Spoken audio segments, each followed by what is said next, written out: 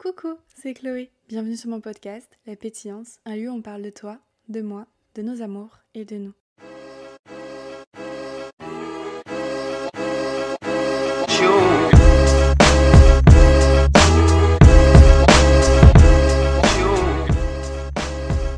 Coucou vous. Bon, on va être honnête, vous et moi. J'avoue, je reviens comme une fleur. Je n'ai pas dit au revoir avant de m'absenter pendant 2 mois. Et je n'ai pas dit que je revenais avant de revenir ce soir. Est-ce que c'est bien ?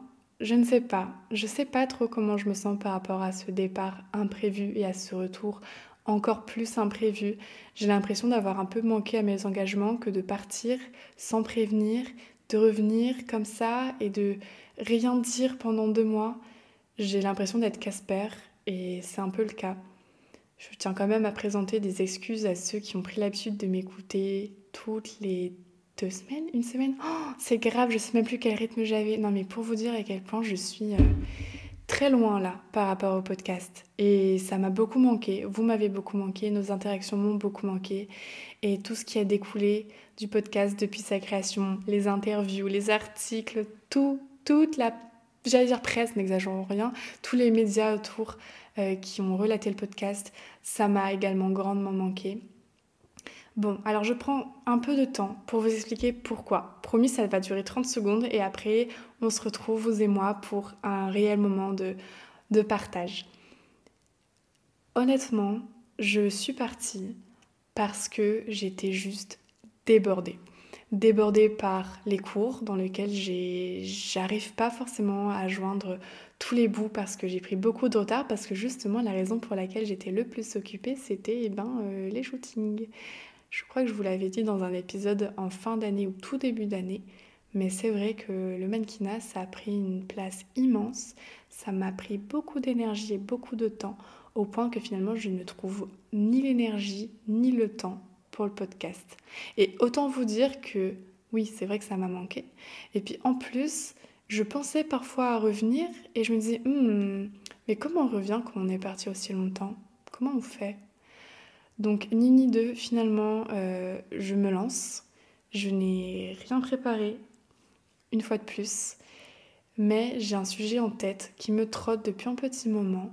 Et je me suis dit pourquoi pas commencer par lui parce qu'il est tellement factuel. Et je pense qu'il résonnera sûrement en certains de vous. Alors, je voulais parler du fait de renaître. Un peu comme un phénix lorsqu'il renaît de ses cendres. Renaître pour tout recommencer ou pour continuer. Renaître lorsque des choses, une relation sont abîmées, c'est abîmé ou que tout a été entièrement détruit et qu'on se retrouve dans cette nouvelle vie, ce nouveau chapitre, un peu démuni, ou alors au contraire, renaître en étant très préparé à tout reconstruire. Je vais m'appuyer sur mon cas, comme je le fais à chaque fois, et bien entendu, j'attends vos retours avec impatience sur quelles ont été pour vous, vos situations qui vous ont permis de renaître d'une façon ou d'une autre. Et si vous avez des conseils pour mieux vivre cette renaissance, alors je suis preneuse. Mais avant ça, laissez-moi vous contextualiser un petit peu plus mon idée et son étymologie, si on peut le dire de cette façon-là.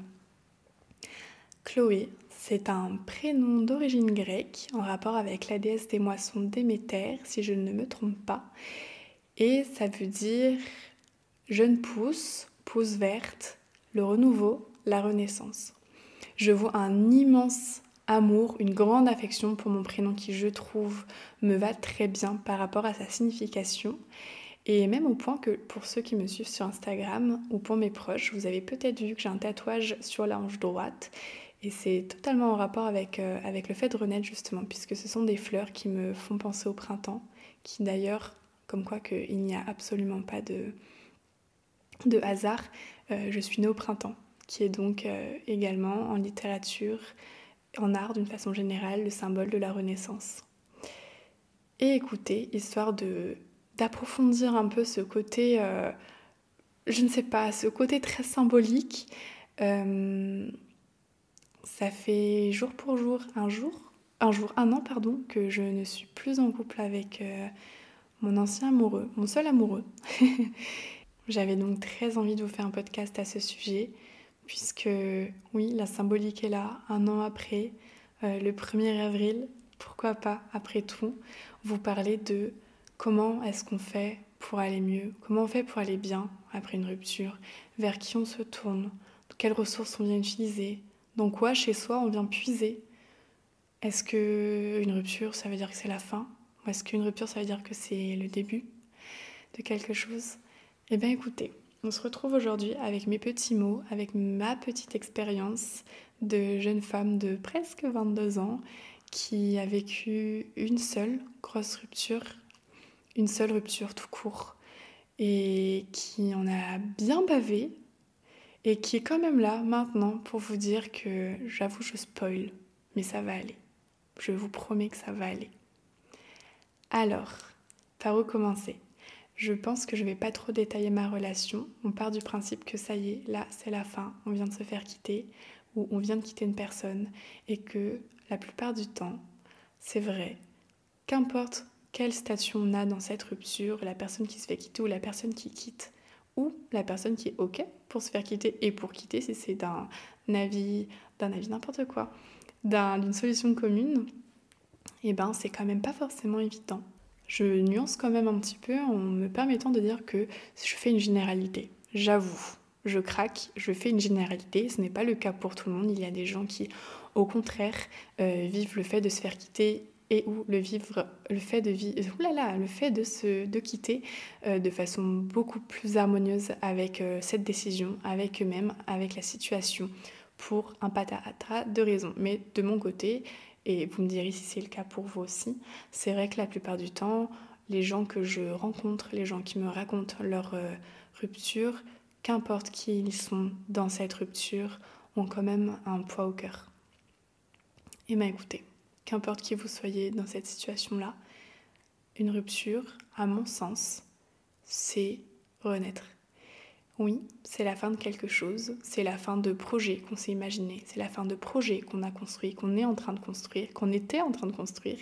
C'est la fin d'une idylle, c'est la fin de je t'aime mon cœur, c'est la fin de on mange quoi ce soir? C'est la fin de et si on se faisait un ciné vendredi, t'en penses quoi? Et si on invitait nos potes vendredi, t'en penses quoi? Et tu penses qu'on l'appellerait comment notre enfant? Et on prend plutôt un labrador ou plutôt un chihuahua?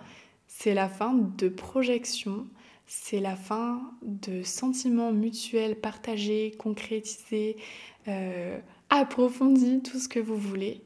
Et pourtant, c'est le début d'une histoire avec soi, dans un premier temps. Est-ce que vous avez remarqué que quand on est en couple, souvent, même quand on essaye de ne pas le faire, on se perd un peu. On se perd un peu dans l'autre. On adopte certaines de ses attitudes, certains de ses projets de vie, ou en tout cas, on s'y puzzle. Ce qui est normal, bien sûr, je ne dis pas que ce n'est pas normal. Dans tous les cas, quand on est en couple, on devient un peu l'autre et l'autre devient un peu nous. Et parfois, on s'y perd. Parfois, on se perd soi-même. Et souvent, quand on est face à une rupture, on est amené à se redécouvrir, à refaire des choses qu'on ne faisait plus, à faire des choses qu'on aurait toujours voulu faire et qu'on n'a pas faites, à faire des choses qu'on ne pensait jamais faire de sa vie et qu'on est emmené à faire. Donc, si je devais commencer par là, ce serait par dire que se séparer de quelqu'un, c'est se retrouver soi-même. Attention, je dis pas que être en couple c'est pas une bonne chose, parce que moi la première, j'ai adoré ça et j'adorerais être de nouveau en couple. Ça, c'est clair.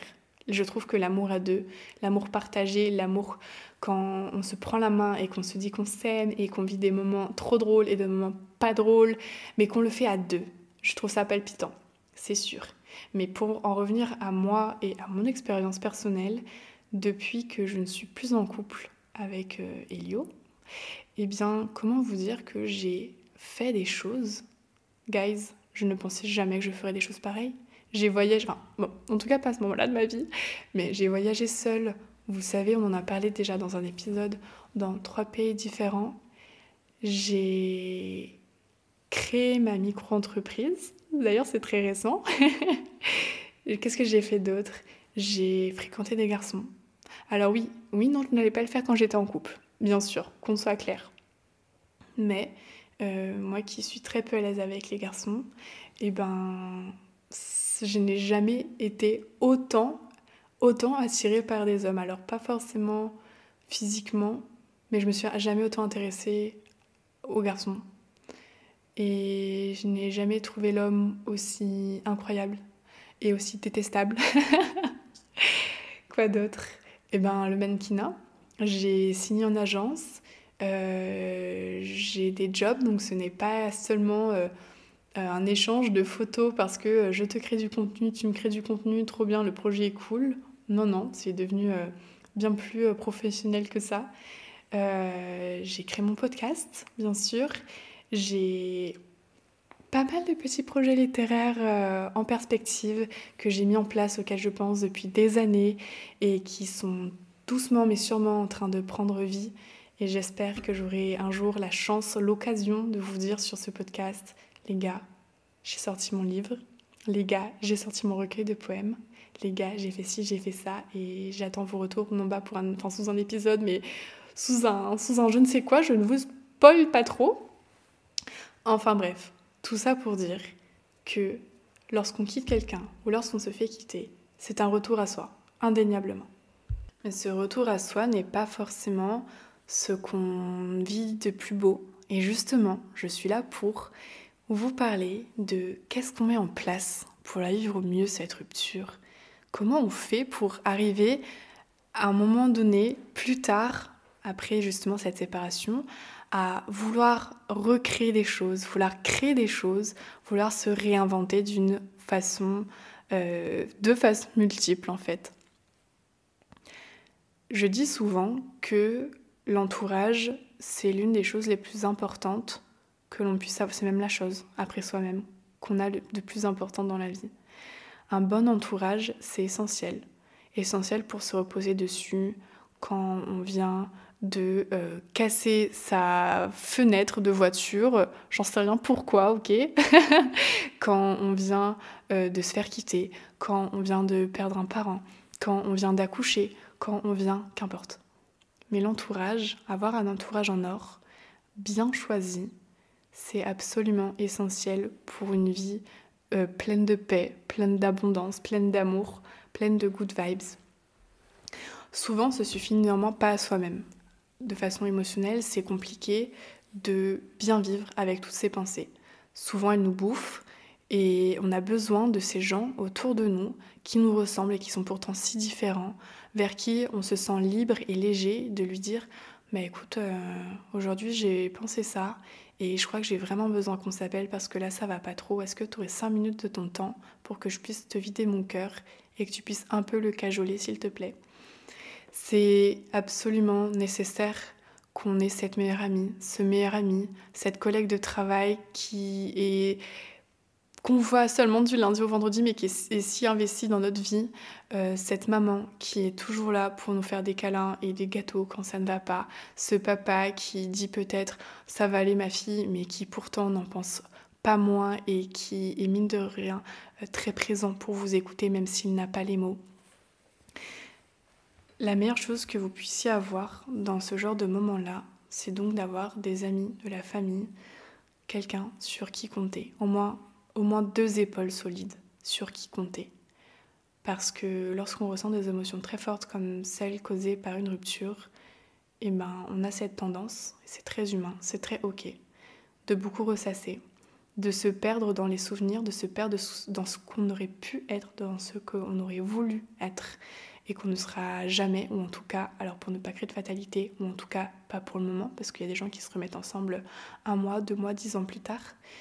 Et pour donc ne pas se morfondre, en tout cas quoi qu'il arrive, ça arrivera.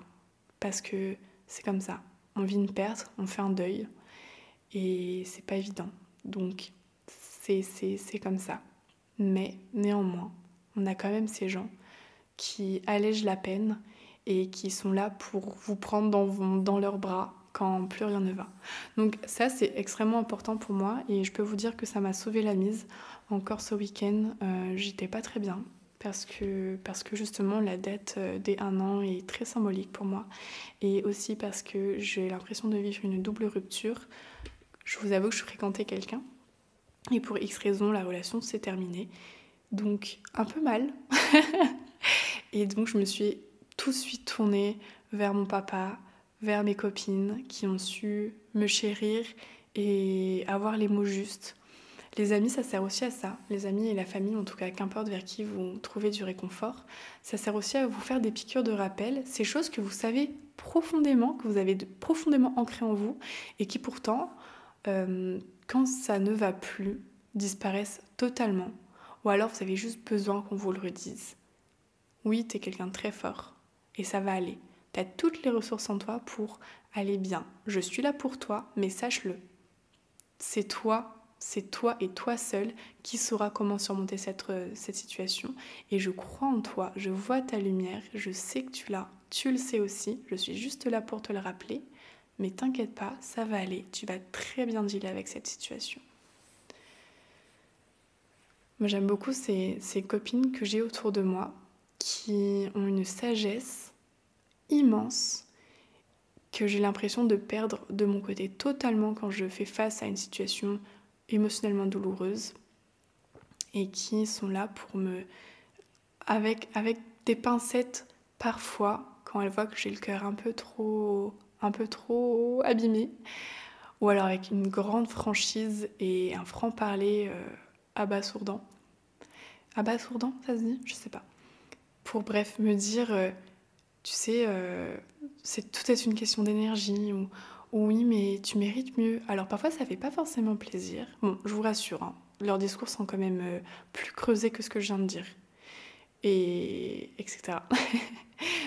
Parfois c'est pas forcément ce qu'on a envie d'entendre et ça picote un peu parce que personnellement je sais que le tu mérites mieux, je me dis oui mais d'accord, mais bon, enfin la personne aussi, c'est une personne à part entière et elle est humaine et est-ce qu'elle aussi elle mérite pas mieux du coup si ça n'a pas fonctionné, est-ce que ce serait pas dans les deux sens, enfin bref. Ce genre de petites phrases avec des textes et des monologues de 15 ans, mais qui mine de rien vous font quand même énormément de bien. Une chose que je recommande aussi pour renaître de ses cendres, ce serait de se faire confiance et de se le dire. Je me fais confiance, j'ai vécu des choses bien pires, j'ai vécu des choses aussi pires, j'ai vécu des choses moins pires, mais je crois en moi, mais je me fais confiance. J'ai les capacités pour aller mieux, j'ai les capacités pour ensuite aller bien. Dans la vie, on fait face à tellement de situations horribles, qu'elles nous touchent nous directement ou qu'elles touchent nos proches. Et je pense que si vous êtes encore là aujourd'hui, c'est que ça va quand même. Alors oui, il y a plein de choses qui ne vont pas. Au travail, dans votre couple, dans une amitié, avec vos parents. Il y a plein de choses qui font que rien n'est rose. C'est vrai. Mais est-ce que tout est noir pour autant? Pas du tout. Je pense qu'on a chacun les ressources en nous, ou en tout cas je vous le souhaite, de les trouver, pour vivre au mieux les moments un peu épineux, comme une rupture. Parfois il faut chercher un peu, il faut être patient, il faut vraiment s'armer de patience, prendre son temps pour se découvrir, chercher justement ses clés et peut-être les trouver chez les autres, ou les autres viendront vous aider à les trouver en vous, mais quoi qu'il en soit, vous saurez les avoir et les mettre en place et faire en sorte que ça aille. Et c'est important, je pense, que c'est important de se considérer comme son meilleur ami, sa meilleure amie, et de oser se dire, même parfois à voix haute, je m'aime, c'est vraiment le plus important dans la vie. Et je sais que ça va aller. Quoi qu'il se passe, à partir de maintenant, ça va aller. Oui, j'ai mal, je souffre et je m'autorise à souffrir, je m'autorise à pleurer, je m'autorise à hurler, je m'autorise à peut-être pas casser un mur, ok. mais, mine de rien, tout ça est passager. Et dites-le vous, tout est passager dans la vie. Tout est éphémère. Alors je nuance. Je pense qu'il y a des gens qui s'aiment pour toute la vie et que l'amour n'est pas forcément éphémère. Mais en tout cas, les émotions négatives le sont. C'est un passage. Il n'y a rien de stagnant à ce niveau-là. La preuve, hier vous alliez bien, aujourd'hui ça ne va pas. Aujourd'hui ça va pas et demain ça ira mieux. Autre chose aussi, c'est de se challenger un peu et de faire face à la vie comme elle se présente ou alors de venir un peu la titiller pour qu'elle vous ouvre des portes, pour qu'elle vous offre des fleurs qui jusque-là, vous ne les voyez pas, vous n'en voulez pas ou n'en voulez plus parce que vous étiez dans cette relation et que vous aviez d'autres fleurs, vous aviez d'autres chances, vous aviez d'autres opportunités de vie. Mais maintenant qu'elles ne sont plus là, il faut bien aller chercher d'autres endroits, d'autres situations, d'autres personnes avec qui s'extasier et avec qui savourer la vie et avec qui se rendre compte qu'elle est quand même néanmoins très belle et qu'on a de la chance d'être ici sur Terre. C'est pas évident de se mettre un coup de pied aux fesses et de sortir du lit et de recommencer à manger et de ne pas pleurer comme une loque toute la journée. C'est pas facile, mais ça vient avec le temps. D'où l'importance de dire que ça va aller parce que je vous garantis que ça va aller. Mais quand on a ce petit brin de courage et qu'on prend son maillot pour aller se taper 50 longueurs dans la piscine, quand on a ce petit brin de courage pour commencer à se mettre à faire de la guitare ou à prendre des cours de chant ou à prendre des cours de poterie, quand on a ce petit brin de courage pour recommencer à sortir en boîte, chose qu'on faisait pas parce qu'on trouvait pas le temps, parce qu'avec son partenaire on faisait autre chose et parce qu'en fait machin nan, quand on a ce petit brin de courage pour aller faire son passeport et prévoir un voyage, j'en sais rien, en Égypte dans les 3 mois qui suivent, qu'on a ce petit brin de courage pour reprendre contact avec une amie, parce que finalement, là, en fait, on a tout le temps de le faire. Et on aimerait bien qu'elle soit finalement là, à côté de nous, après cette dispute stupide, pour prendre soin de notre cœur et qu'on renoue, etc., etc. Je crois que c'est l'une des plus belles choses qu'on peut s'offrir dans ces moments-là, qu'on peut faire pour soi-même. Juste se prendre dans les bras et se dire « Ok, certes ça ne va pas, et ça n'ira pas pour les prochains jours, les prochaines semaines et les prochains mois. Je le sais que ça n'ira pas, parce que ce que je vis c'est très compliqué, ça fait très mal. Mais mine de rien, la vie en vaut la peine. La vie a un goût sacrément bon. Et j'ai vraiment envie de le goûter encore. J'ai vraiment encore envie de l'avoir en bouche. Donc, qu'est-ce que je peux faire pour ça ? Qu'est-ce qui me ferait très plaisir ? Une glace à la vanille, pourquoi pas ? Un truc un peu plus, j'en sais rien, érudit, quelque chose qui viendrait travailler mon cœur, travailler ma pensée, travailler mes mains, pourquoi pas ? Voilà, mettre en place des activités, avoir des projets, tout simplement. Ne pas se réduire au projet qu'on avait avec l'autre avant, ou au projet qu'on avait avec soi avant, quand on était encore avec l'autre.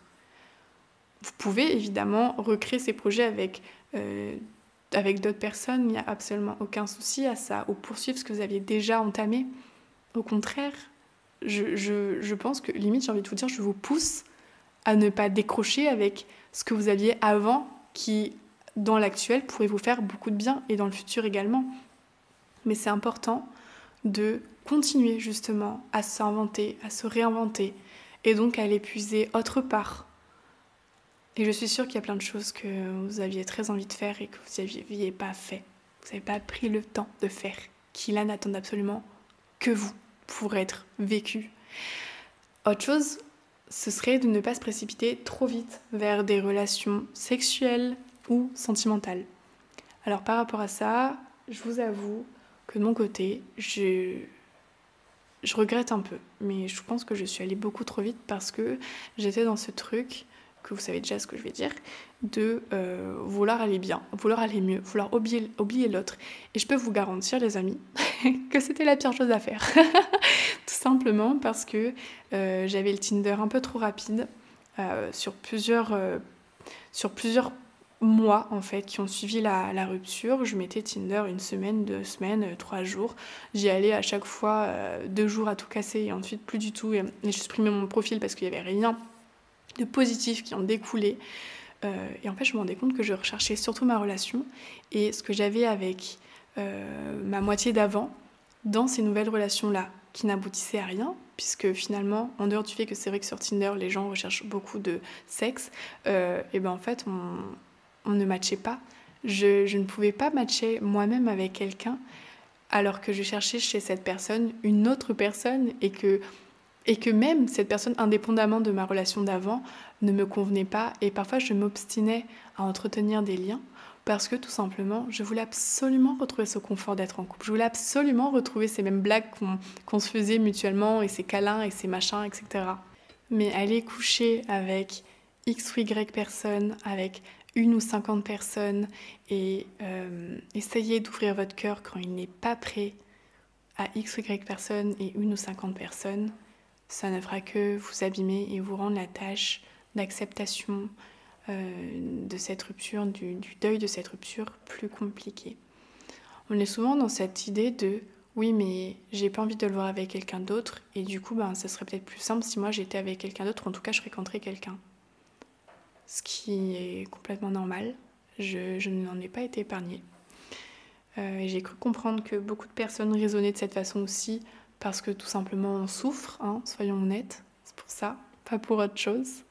Et laissez-moi vous dire que, en fait, on s'en fout. Parce qu'à partir de maintenant, c'est vous qui comptez, et seulement vous et votre cœur, et il faut absolument que vous en preniez soin. À tout moment de la vie, il faut en prendre soin.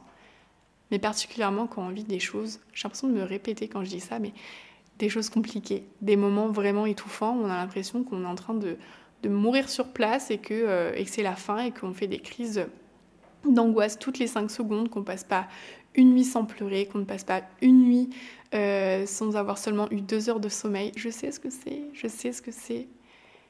Et pourtant, ce n'est pas la solution d'aller voir ailleurs. Absolument pas. Ça vous soulagera un peu, ça vous reboostera un peu l'ego, c'est vrai, c'est possible, mais c'est pas la solution. Je crois qu'il y a un temps à tout, et le temps pour s'ouvrir à une nouvelle relation est vraiment à considérer lorsque vous sentez en vous que c'est ok. C'est ok, je peux me projeter avec quelqu'un d'autre. C'est ok, je peux laisser mon corps vivre une aventure sexuelle avec un autre corps. Je le sens moi, je sens vraiment que là c'est le moment. Je sens vraiment que lorsque je recoucherai avec quelqu'un, je ne penserai pas à mon ex. Je sens vraiment... Bon, après ça peut arriver, et c'est naturel si jamais ça arrive. Il n'y a pas de quoi dramatiser. Mais si ça arrive alors que, avant même de vivre le moment où vous vous en doutez que ça allait arriver, c'est là où ça pose problème.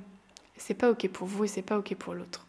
Parce que je pense que la personne en face souvent, et sauf si elle est dans votre cas également, est quand même dans cette étreinte, ce moment d'intimité pour vous avoir tout à lui, tout à elle, et inversement se livrer à vous, et pas que ça englobe une tierce personne d'une façon ou d'une autre. Donc prendre son temps, vraiment. Et puis si l'autre se remet en couple avant, et puis si l'autre a un plan cul avant vous, et puis si l'autre est marié avant vous, et alors, chacun son rythme. Alors oui, ça fait mal, je sais, mais je peux vous garantir que c'est pas la solution de se tourner vers une tierce personne alors qu'on n'est déjà pas bien avec son propre cœur à soi. Vous ne serez pas habilité à investir une relation. Vous ne serez pas habilité à peut-être recevoir cette affection de cette personne. Et vous ne serez donc pas habilité à construire quoi que ce soit. Et peut-être que cumuler une ou plusieurs relations comme celle-là, qui finalement sont, viennent simplement être des déceptions et des désillusions, et oui, une décristallisation, voire même peut-être de l'amour en général, ça ne fera qu'entacher votre cœur. Et pour avoir vécu tout ça, j'ai l'impression que je vous le dis un peu comme une grande sœur, alors que j'ai vécu qu'une relation, mais pourtant qui a été si marquante. Et je pense qu'il faut prendre son temps et se laisser respirer, se laisser savourer ce moment où on est seul avec soi, et oui, prendre le temps d'apaiser son cœur. Autre chose, et je terminerai sur ça, c'est de faire confiance à la vie, faire confiance en l'univers. Et j'ai cette petite phrase que je déteste, mais tellement fort, et qui est pourtant est si vrai, le temps fait les choses. Alors le temps fait les choses, c'est très simple, et c'est très facile, je suis bien d'accord avec vous, mais mine de rien, ça pourrait bien résumer tout ce que je viens de vous dire, parce que c'est pas le temps lui-même qui fait les choses. C'est ce que vous avez fait pendant tout ce temps, à partir du moment où vous avez été quitté jusqu'à ce moment où ça va mieux. Pas où ça va bien, mais à partir du moment où vous vous rendez compte que ça va vraiment mieux, qui a fait les choses. Tout ce que vous êtes venu mettre en place, toutes ces nouvelles personnes que vous avez rencontrées, toutes ces personnes que vous avez continué de fréquenter, parce que bon sang, qu'est-ce qu'on se fait du bien, quoi. C'est tout ça qui va venir justement faire les choses, comme on dit. Et puis le temps lui-même, le fait que les souvenirs s'effacent un peu, le fait que les souvenirs se détachent un peu de la mémoire, oui, et qu'en fait, tous ces projets qu'on aurait dû faire là, demain, qui auraient dû se produire là dans un mois, purée, on les fera pas, quoi. Tout ça, tout le fait que tout s'écarte, temporellement parlant, entre la rupture et le présent, ça vient également faire les choses. Ça vient également créer un détachement. Ou si peut-être comme moi, j'espère pas pour vous, mais dans mon cas, ça a même limite créé un rapprochement par moment. Parfois, plus le temps passait, plus je me sentais amoureuse, plus le temps passait, plus je renonçais pas à la rupture, bien au contraire. Et finalement, maintenant, je suis 1 an après dans ma période d'acceptation et je me sens capable de vivre quelque chose avec quelqu'un d'autre. 1 an après. Donc écoutez, si vous êtes en pleine douleur actuellement, qu'importe ce que vous vivez, il n'y a pas de deadline, il n'y a pas de moment exact qui fait que ça ira mieux. Chacun a son rythme. Cette phrase aussi, je la déteste. Et pourtant, c'est tellement le cas. C'est tellement du cas par cas, quoi qu'il en soit, dans la vie, malgré certaines généralités. Mais il n'y a pas de moment propice qui fera que ça ira mieux. C'est chacun va à son rythme. Il m'aura fallu 1 an à peu près de mon côté. J'espère que de votre côté, il vous en faudra moins parce que 1 an à pleurer, ruminer, malgré tout le positif qui peut en découler, c'est quand même pas très jovial. Et pourtant, je me sens plus grandie que jamais. Je me sens plus femme que jamais, je me sens plus humaine que jamais, je me sens plus lumineuse que jamais.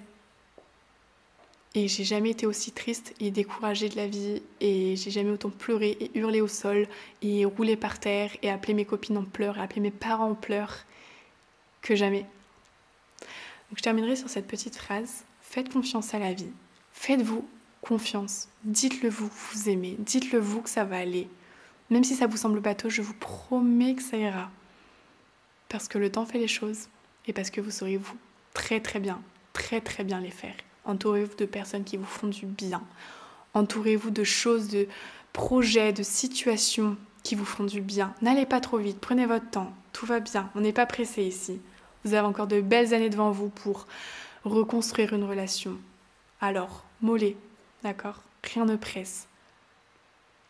Par contre, ce qui est le plus important, je me répète et je terminerai vraiment sur ces petits mots-là, c'est vous et comment vous allez. Alors faites en sorte de vous soulager un peu la tâche et de mettre à votre disposition que des bonnes choses.